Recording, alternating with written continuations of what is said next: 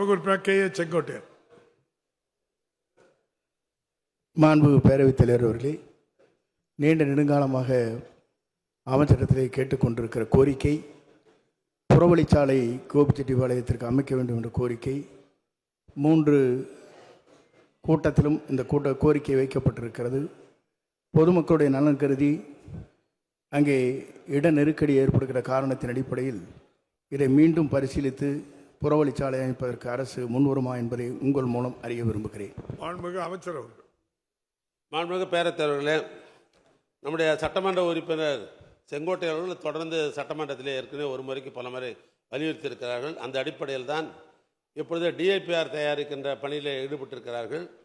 எனவே அதுக்கு போதுமான அளவுக்கு அங்கே போக்குவரத்து செறிவு இருக்குமேயானால் இந்த திட்ட மதிப்பெல்லாம் தயார் செய்யப்பட்டு முதலமைச்சர் கவனத்துக்கு கொண்டு நிதித்துறையில் பணம் பெறுகிற பொழுது அதுக்கு ஒப்பந்தங்கள் கோரப்பட்டு அந்த பணிகள் நடைபெறும். இப்பொழுது டிஐபிஆர் நடைபெற்றுக் கொண்டிருக்கிறது.